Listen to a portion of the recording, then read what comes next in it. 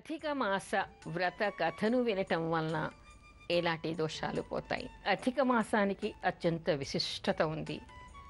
ఎలాంటి విశిష్టత ఉంది అంటే ఆశ్చర్యం వేస్తుంది.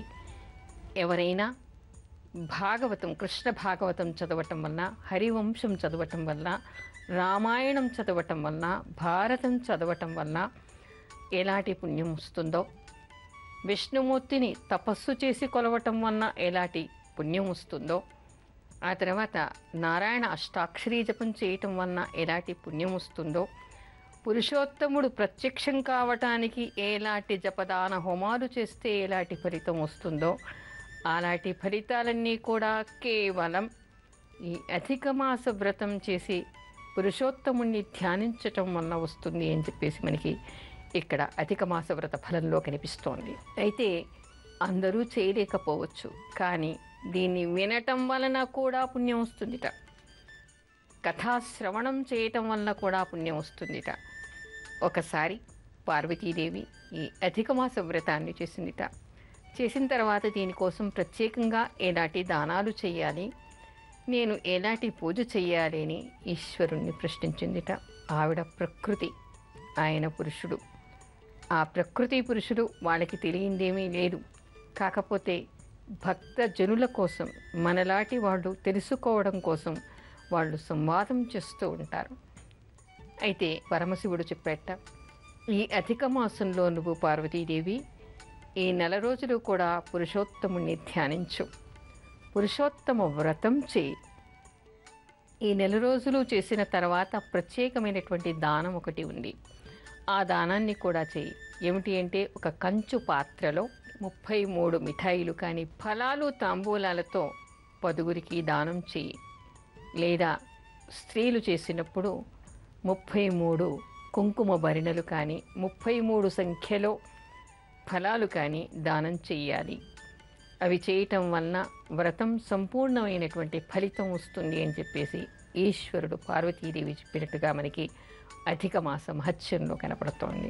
ఆ విధంగా దానం చేయటమే కాదు, ఇక్కడ ఉండేటువంటి ప్రత్యేకత ఏమిటంటే, పురుషోత్తముణ్ణి ఈ నెల రోజులు ఎవరు కొలుస్తారో, ఈ నెల రోజులు ఎవరు వ్రతంగా దీన్ని చేస్తారో, వ్రతంగా చేయటం అంటే వ్రతంగా ఏ విధంగా చేయాలి, దాని మహత్యం తెలుసుకోవాలి, దాని కథను వినాలి అంటే కూడా దాని గురించినటువంటి విషయాలు ఎవరైనా మీకు చెప్పాలి. ఏమిటంటే, ఈ నెల రోజులు కూడా ఎవరైనా సరే తెల్లవారుజామున స్నానం చేయటం అంటే, మనం మామూలుగా ఆ కామా వైకోణా స్నాత్వా అంటూ ఉంటారు. ఆషాఢ మాసంలో, మాఘమాసంలో, కార్తీక మాసంలో, వైశాఖ మాసంలో స్నానాలు చేయటానికి, జపదాన హోమాలు చేయటానికి విశిష్టమైనటువంటి మాసాలుగా చెప్తూ ఉంటారు. ఈసారి అధిక మాసం ఆషాఢ మాసంలో రావడం కూడా ఒక ప్రత్యేకత.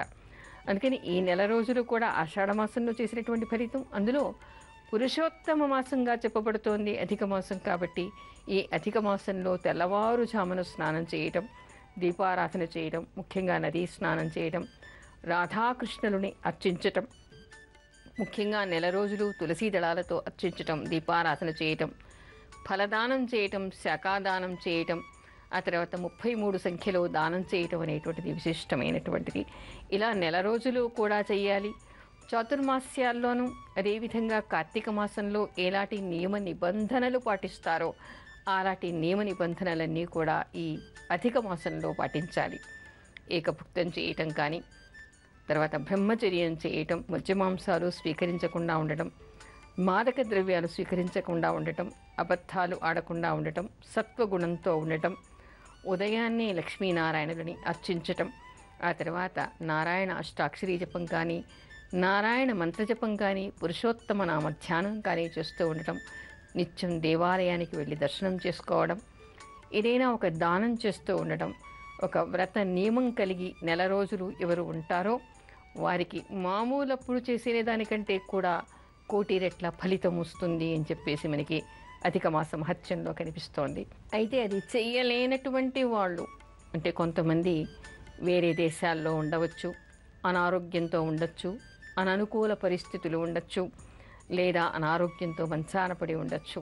ఇన్ని రోజులు ఈ విషయం తెలియదే మంచాన పడి ఉన్నాను, ఎలా చేస్తాను అనుకునే వాళ్ళు కూడా ఉండొచ్చు. అలాంటి వాళ్ళు, ఇదివరకు తెలియనటువంటి వాళ్ళు కూడా ఈ వ్రత మహత్యాన్ని విన్నంత మాత్రాన్నే వాడకుండేటువంటి సకల దోషాలు పోతాయిట. హే పురుషోత్తమ, నేను నీ పూజ చెయ్యాలి అనే సంకల్పం చేసుకోవటం వల్లనే వాళ్ళకుండేటువంటి దోషాలన్నీ పోతాయిట.